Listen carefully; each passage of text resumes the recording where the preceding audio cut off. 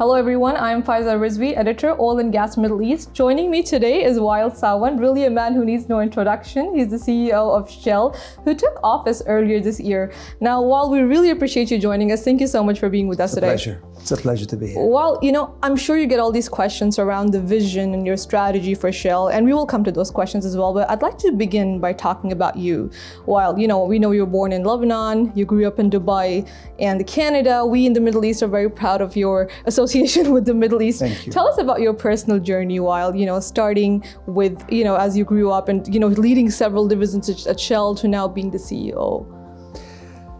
Firstly, thanks for the opportunity to connect. And it's always nice to come back to the Middle East. To be here in Oman at the moment is particularly special because I started my journey in Shell actually here in Oman. I was seconded to PDO and learned a huge amount and made many friends here. But as you said, I was born in Lebanon. Unfortunately, given the conditions and what was happening at the time during the Civil War, we moved around quite a bit. But I would say my formative years were in Dubai. And I came to appreciate the energy sector actually during those years. I went and studied in Canada, but I always assumed I was going to come back to the Middle East. So when I joined Shell at some point, it was a real privilege to be able to be placed here in Oman. And then I've had a 25-year career with the company with a very short stint outside when I went to do my MBA. I've been blessed with great leaders around me who often have seen more in me than I thought I could find in myself. And that was a luxury because it means people push you and you discover that you can do more and more. And then the right opportunities came. As I've recently said in an interview, when I joined Shell, there weren't many people from the Middle East in the company. And so today to have the honor to step into Ben van Beurden's shoes as CEO as of Jan 1st, I think is not just a testament to the leadership of the company. It's a testament to the culture that we have built over many years as Shell, and it shows that we are more reflective of the multinational nature of the company that we are now. Right. Thank you. Well, thank you for sharing your journey with us. Now, while one term that has been making the headlines, of course, is energy security. And, the industry is working hard towards supplying the reliable energy that the world needs. But at the same time, it needs to be very mindful of addressing climate concerns, right? I'm very curious to know, Wael, what are your thoughts on the energy trilemma? Do you see it as an opportunity? Do you see it as a challenge? And how does it sort of align with your strategic vision for Shell? I think the very fact we're talking about the energy trilemma is a big step forward. And maybe for those who are less familiar with the energy trilemma, I think there's never been a doubt about the importance of energy. But the question was, what do you optimize for? Is it the affordability of energy?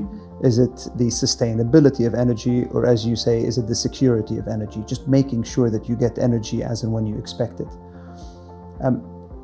Our strategy fundamentally looks at all three elements of the dilemma, because I don't think we can be responsible in developing the energy the world needs without looking at all three. We can't be responsible from a climate perspective if it's not lower and lower carbon, given the trajectory we're going on as a world. At the same time, we can't be responsible if people are starved from energy, or a few are starved because it's too expensive for them to light their homes or to be able to drive their vehicles. And so we get into a place where a company like ours needs to look at all of these. And that's what we call our Powering Progress strategy is all about. It's a strategy that recognizes the long-term role that oil and gas have in the energy mix. But critically, it needs to be with lower and lower carbon. So we need to apply technology and operational effectiveness to be able to reduce the emissions from our current oil and gas production. In addition, we want to be leaders in the energy transition. We want to be able to create the value chains of the future that are zero and low carbon.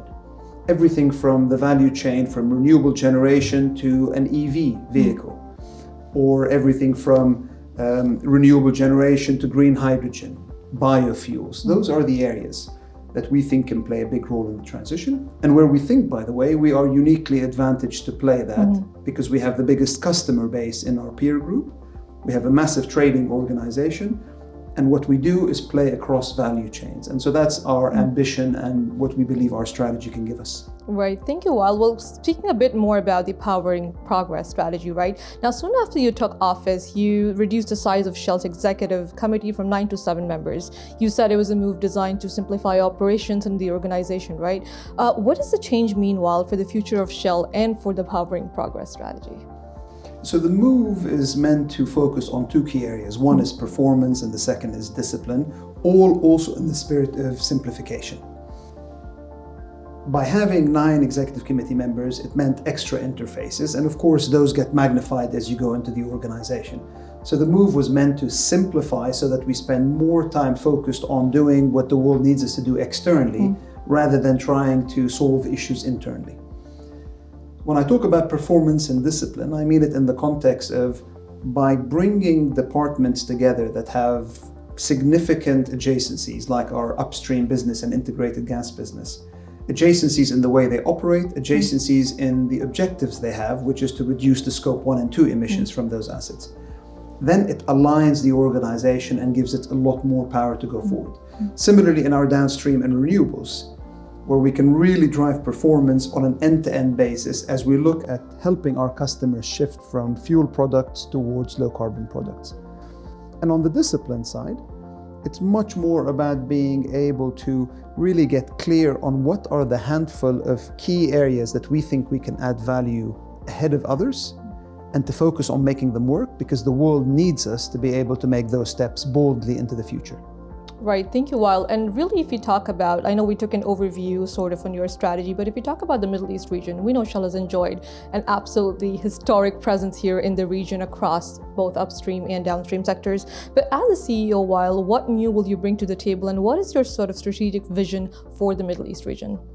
I think the Middle East region, firstly, is having a bit of an exciting moment in the limelight, and well deserved. I think it's the leadership of many of the countries have demonstrated the long-term vision that they have for their countries, and we have benefited in certain countries from being partners with them.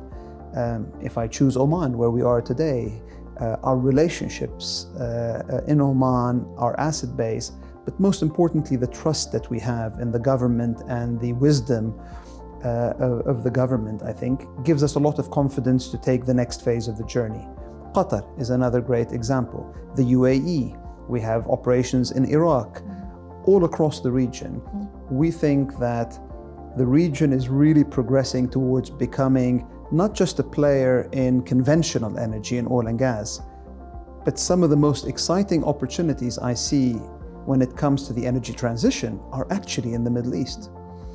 And so my vision here is one of continued investment and, importantly, continued attraction of the talent that the Middle East has, talent that we can leverage not just in the Middle East, but globally, and continuing to leverage my knowledge of the region, my affiliation with the region, my belief that we can not only manage risks here, but actually we can thrive in partnership with the governments, is what I hope to be able to bring to this company as we navigate the next few years. Wonderful. Well, that brings us to the end of our discussion. Well, thank you so much, Wael, for joining us. We really appreciate your time. It's a pleasure. Thank you very much for having me. Thank you.